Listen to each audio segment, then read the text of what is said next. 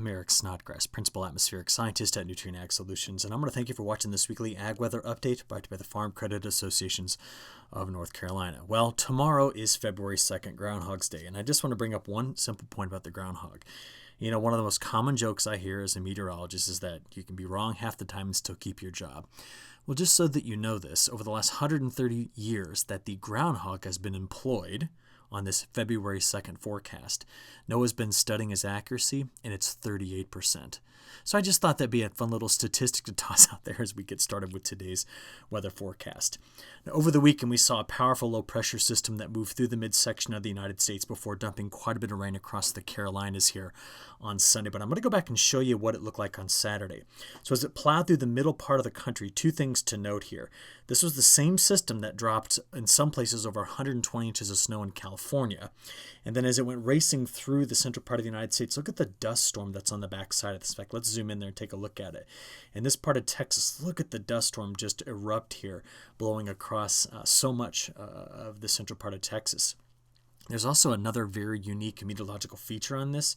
We call these waves here. This is called an undular bore, and it's a gravity wave kind of stuck in a stable layer of the atmosphere near the surface, and it's really just propagating along the main cold front that swept through that area. So I thought you might like to just start off seeing some of that, but really what this brings us to a discussion about is drought. So with the latest drought monitor that was released on January 28th, we still have about 60% of the country in some form of drought. And it will be interesting to see this map updated with time, but you can see where those dust storms had gone through right into this area. The last two here that we've had have really hit this very dry part of the high and southern plains. Now, over the last 30 days, this map shows us our accumulated precipitation with respect to normal. So this is percent for normal. We've been quite wet throughout much of the eastern halves of North and South Carolina. A little drier as you get back toward the west central, up through the Piedmont, and then getting into the, as you get over there toward the Appalachian Mountains. A little bit drier than normal. But overall, just take a snapshot of this map and just kind of remember what it looks like here. Because as we think about how we're progressing through this winter and where we're going, it's going to be about what precipitation looks like heading into spring. Now, there's no doubt about it. The last week was very wet with multiple systems crossing the United States. North and South Carolina here averaging between an inch, in some places well over 3 inches of rainfall, plus some snow I'll show you in a few moments.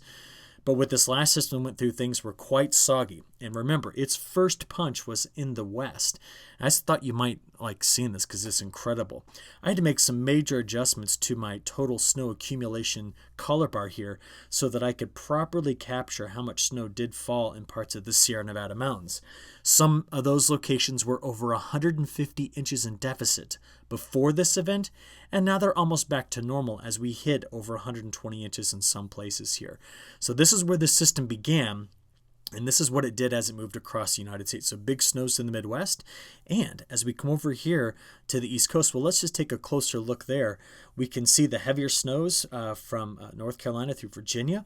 And this was the snowfall event that we had last week that brought in 2, 3, 4 inches of snow across some places here in North Carolina. And it was neat. I could actually see it from our high-resolution satellites. This was the first clear day I had. I believe this was on the 29th, where you can actually see the snow in the mountains and the snow spreading here across parts of Virginia and North Carolina. Now, some of this had melted, of course, farther to the south, but that's where the snow was. I thought you just might like to see that. Okay, yesterday's radar animation. As you can see, the heavier precip was moving through just constant soggy weather coming out of the southwest, and we're not done yet. On the back side of this low, it's a very slow mover and a slow transition to a coastal low here. So I do expect some of the snow that was through the Ohio River Valley to actually come over to us in North Carolina later today. I'm going to talk to you about that in a few moments. But we do have a big nor'easter running up the East Coast, so winter storm warnings here, winter weather advisories on the backside, and that does include these counties in North Carolina. Now, just to preface what we're about to discuss, we do have some pretty sizable changes coming in the overall flow of the atmosphere here. And it begins with a pretty stormy start to the week. So this was last night. Let's play it through early this morning. Here we go. This is about 7 o'clock this morning. And you can notice here that the high-resolution NAM model, just notice, it's trying to bring some scattered snow showers, maybe some cold rain, scattered but cold rain into this part of North Carolina today. But as you get into the overnight hours, See the light snow trying to spread through the area? This is, again, this is 2 a.m., 3 a.m., 4 a.m., maybe some light snow here with some better snows back in the Appalachian Mountains. So that sweeps on through. We're going to have a very strong northerly wind here. And as this nor'easter races up the northeast, we go over to a drier pattern for much of the middle part of this week, but more precipitation, as you know, is on its way.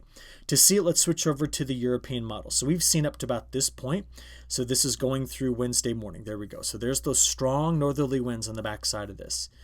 Now after that, high pressure builds in through Thursday.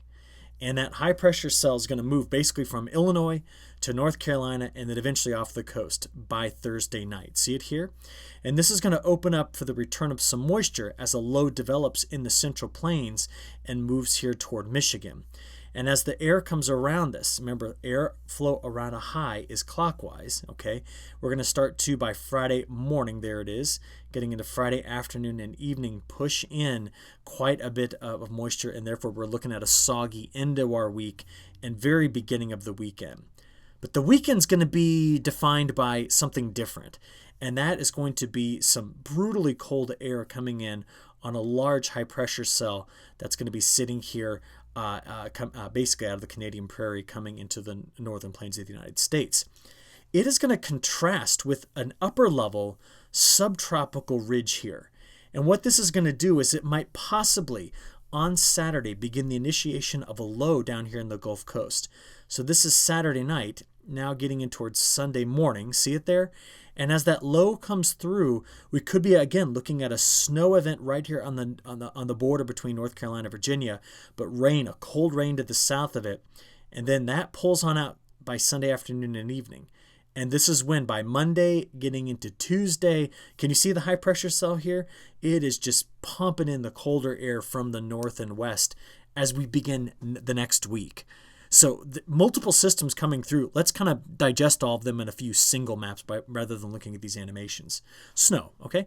Big snows are in the northeast. That's the nor'easter. But as I said, in the Appalachian Mountains and possibly in the overnight hours tonight and tomorrow morning, could get just a dusting of some snow. That's what we're expecting. Total precipitation. Now remember, going into this, we don't yet see the formation of that second low that I talked about that's going to come into this region. So really, this includes some of the rainfall last night because this was a 0Z model run, and it also gives us that second system.